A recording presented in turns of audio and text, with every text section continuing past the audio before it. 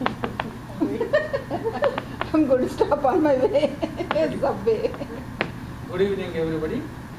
I'm so delighted here today to persuade all of you for lifestyle change for healthier living. And I know everybody is busy, and this is the time that I would like to take to persuade you, all of you, to make some changes to your lifestyle, to increase your physical activity, to increase your food taking habits. The choices that you take today is going to improve for tomorrow. So your health is going to depend on what you are going to be doing, taking, and exercising, all those things.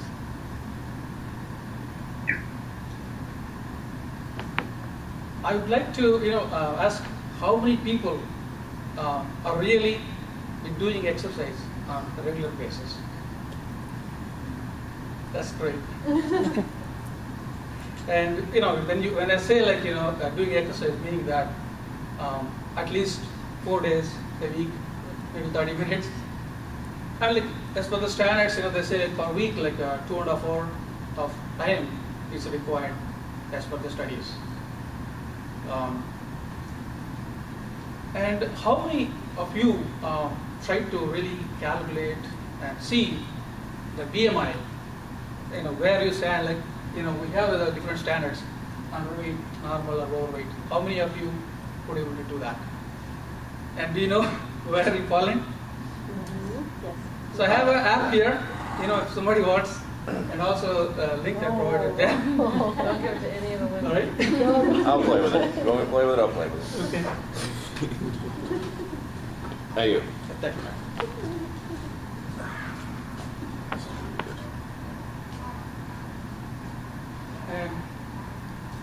And the first thing I want to say is a quote given by Abraham Lincoln.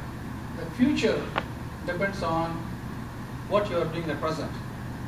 If you are doing good exercise, good habits, cultivating all these things, you're going to end up with good life, happier life. So I take it to my heart, that motive. And when you come to the some little statistics, right? Around 600 million people are suffering with cardiovascular disease, and that means that 1644 per day, in fact, dying, this is a death count. Per day, 1644 people are dying with cardiovascular disease. 1 person for every 52 seconds. By the time I finish this, probably 8 more people would have passed away. So I think that's the biggest killer for as of now. So which is more related to what the healthier lifestyle, exercise, and eating well, all these things. So the diabetes is another biggest thing. You can see different percentages here. Diabetes 12%. As per the studies, high cholesterol, due to that 27.9% of the people are getting affected. Hypertension 31.9, and overweight and obesity. Overweight and obesity, these are the two major causes, and we can control. Some of them we cannot control, but some of them we can control with our motivation and what we're doing. So that's overweight and obesity. Last week we had a session on that.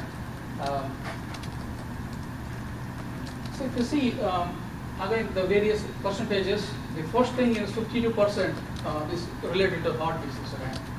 So and then the second one is stroke. Both are related to exercise, and if you don't do, the fat is going to deposit in your arteries, and I'm going to get this kind of heart disease and stroke. So the percentages breakdown by here, that the second one shows, and again the heart, heart disease is the biggest one, right? So the thing is, we need to understand why all these problems. When the study shows that 70% of these problems are caused by the people's neglect, and out of that longevity, if you think about it, only 10% is genetical issues. 90% are related to our what we think, what we do, so it's all about the habits, what we have and what we do. So we have a lot more to do in our hands rather than genetic issues, etc. So when you think about longevity, what is the formula then? What is the formula for longevity? Is that to eat eating the red meat, or eating the tofu, or are we if you do more marathon, or involved in marathon, or maybe if you do yoga or meditation, what is that? What are the factors? And so there are three things that I would recommend. First thing is to understand the various factors and go through the exercise. Due to this, all these things, we can understand what is how much is a big problem that with these statistics. The second one is eating right. Third one is doing exercise on regular basis.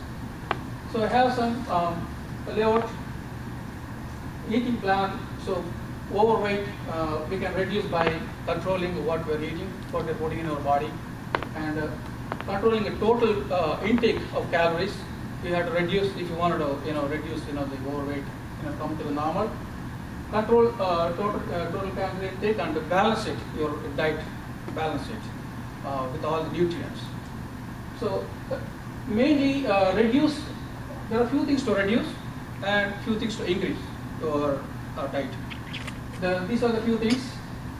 Reduce sodium intake, and it should be like 2,300 milligrams or lesser. If it is serious, then it should be lesser than like over 51 age. It should be less than 1,500 mg. So less than take less than 10% of calories from saturated fatty acids, and less than 300 mg of the cholesterol, and then take as low as trans fatty acids, reduce calories from the solid fats, and then these are certain things. And nutrients, we can add take all kinds of colors, vegetables, and we can fat free and low fat milk foods, seafood, replace with the red meat, etc. That will be good for health. So servings, spread across the servings, like you take more servings rather than one single 3 times or so. And I got with this simple chart where we can record the details of what you are eating and what the exercise. And so this says that calorie intake, calorie outtake, so it should balance. So some of the benefits, and we have how much we need to exercise. 150 minutes of moderate to intensity exercise per week, or 75 minutes. Like a rigorous exercise. So there are 3 ways you can do, like do it fast, or do it heavy, and do it in variations. So to reduce the overweight. So with that summary, like I would like to say one saying: when you take food within limits, it's pleasure. If you cross beyond and take more, it's a slow poisoning for ourselves. So be cautious about what you're taking. Have a good exercise, plan yourself, and change your lifestyle to increase more activities, outside activities. So with that, thank you all for giving this opportunity.